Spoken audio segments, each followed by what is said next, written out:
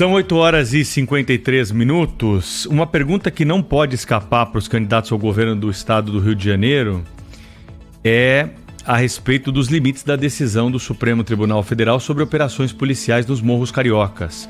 O Supremo Tribunal Federal decidiu que a polícia não pode fazer operação a qualquer momento nos morros. Precisa pedir autorização, precisa justificar.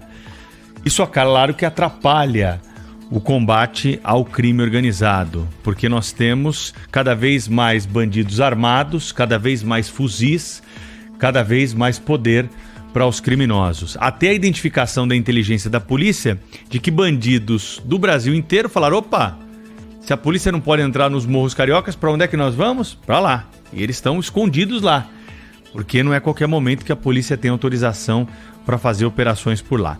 Na semana passada a gente teve mais um episódio, dessa vez do Morro do Alemão. Vocês acompanharam o noticiário aqui, falamos sobre os mortos, as histórias envolvidas nessa tentativa da polícia de combater o crime.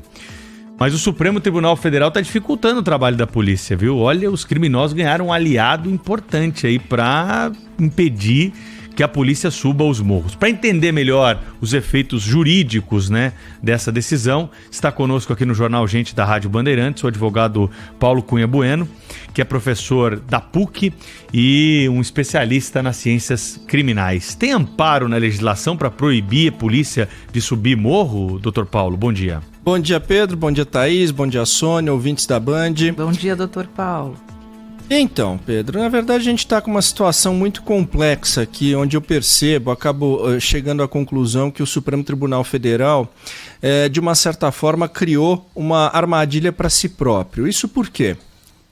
Quando ele atende a uma série de pedidos nessa ação que foi promovida pelo Partido Socialista Brasileiro, é uma ação chamada ADPF, Ação de Descumprimento de Preceito Fundamental, que permite que entidades ingressem no Supremo Tribunal quando haja, evidentemente, o descumprimento de algum preceito essencial da Constituição, que, no caso, eles alegam, seria o descumprimento dos direitos humanos no curso das operações nas comunidades do Rio de Janeiro. Então, aumento da letalidade policial.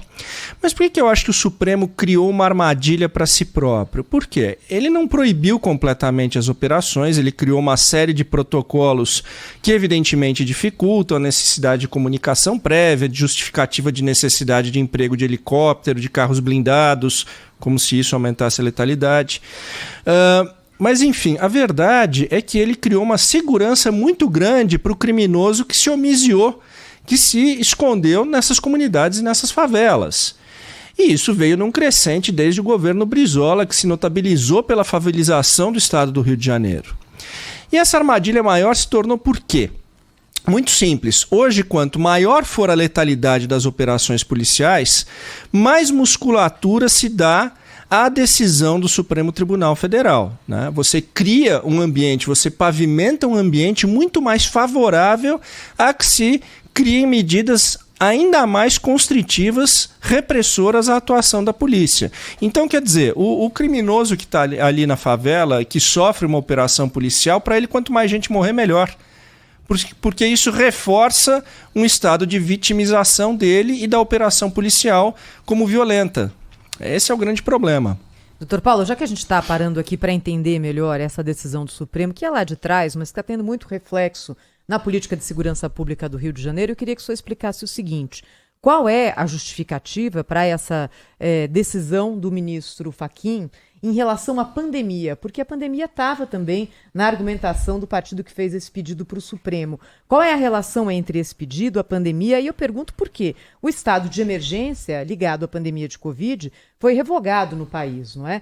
Isso ainda persiste nessa decisão? Pois é, muito interessante essa tua pergunta, tá? Isso que o ponto é o seguinte: a DPF, essa ação promovida pelo Partido Socialista Brasileiro, que conta ali como partes interessadas diversas ONGs, diversos organismos locais das comunidades, alguns até se levantam suspeitas que não sejam diretamente ligados ao crime organizado, inclusive, isso está na internet amplamente divulgado. Essa ação foi proposta no início da pandemia e com o argumento de que a pandemia, isso poderia aumentar a contaminação em razão do estado pandêmico que se vivenciava naquele momento. Bom, a pandemia passou. Eu, naquela ocasião, já não achava um grande argumento esse, porque, afinal de contas, você faz uma operação policial na favela, você não está agrupando pessoas em local fechado, não faz muito sentido que esse cenário demonstrasse esse nível de preocupação ao ponto de você prescindir da segurança pública. Bom, a verdade é que isso se prolongou ao longo do tempo, né? E, de fato, aquelas decisões que foram tomadas ali atrás, de uma certa forma, com alguma modulação, se consolidaram mesmo pós-pandemia. Quer dizer, a história da pandemia, no fim do dia, fica parecendo que foi uma grande desculpa para se dar esse tipo de decisão.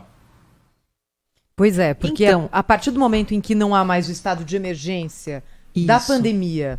essa decisão também, que teve como impulso a pandemia, não deveria ser revista? Com certeza, mas esse é o ponto.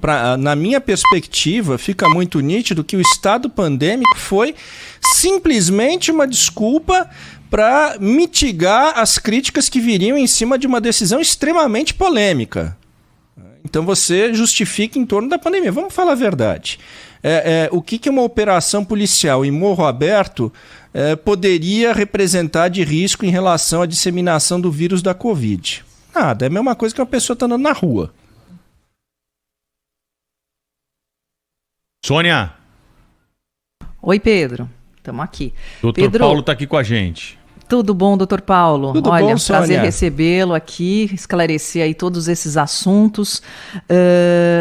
Isso que você fala, quanto à ação, se ela tem essa, enfim, foi mobilizada pela questão da pandemia, a própria reabertura já não seria algo para que caísse essa ação? Ou então, como que a sociedade civil ela se mobilizaria para poder uma outra ação que se suplante a essa ação? Isso pode acontecer? Quer dizer, isso tem que ser necessariamente...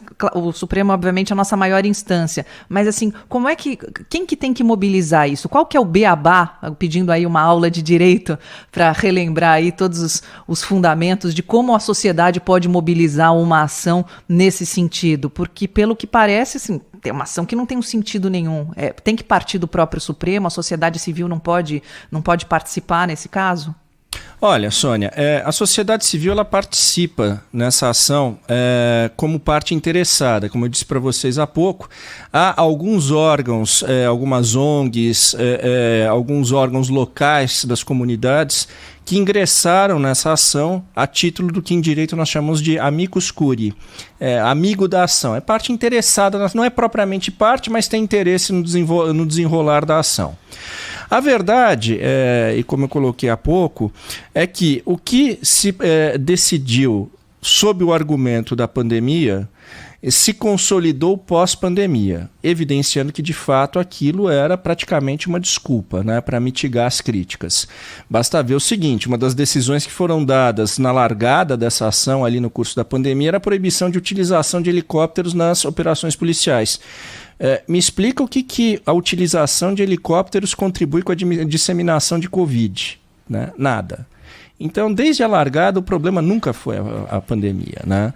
E essa decisão ela se consolidou, depois veio o julgamento de embargos de declarações, houve uma série de decisões pós-pandemia, pós o momento crítico da pandemia, né? A gente ainda está com a circulação do vírus, evidente, e que consolidaram esses entendimentos. Quer dizer, você continua tendo uma série de protocolos para mobilizar essas operações, tornou-as extremamente burocráticas, e na essência não modificou absolutamente nada, porque o nível de letalidade nessas operações ela não vai ser transformada por protocolos burocráticos na sua deflagração. O momento, a forma de resistência do criminoso que se encontra dentro da comunidade, a reação que a autoridade policial tem que dar e, evidentemente, os efeitos colaterais que tudo isso gera é que vão determinar o grau de letalidade ou não. É importante que a gente tenha também em perspectiva que fala-se letalidade da polícia, como se preliminarmente a polícia fosse responsável e tivesse agido com excesso. Veja esse caso agora aqui do Morro do Alemão, que o Pedro falou no início aqui da conversa. A operação começou às 5h30 da manhã, Às 6 horas da manhã, em represália, um grupo de criminosos invadiu uma UPP e matou um cabo da PM, meia hora depois do início da operação. Então, quer dizer, a gente tem que reconhecer aqui que a letalidade, ela vem dos dois lados. Tá? E até justificada de algum ponto de vista por parte da polícia, né? Porque afinal de contas, a polícia entra no morro, recebe bala de .50. Tem o som aí.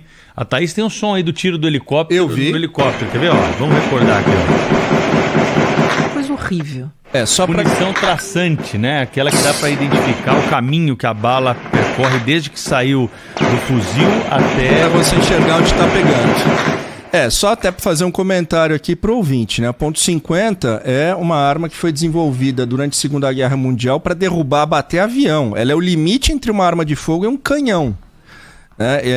Nenhum CAC tem acesso a .50, é expressamente vedado, inclusive. CAC que tem autorização para... O colecionador, atirador, caçador que tem acesso... a arma aqui, né? Que tem acesso a armas aí de nível militar, este tipo é proibida até para o CAC. Então, quer dizer, não foi comprado em loja isso. Não, né? Nem poderia ser, né?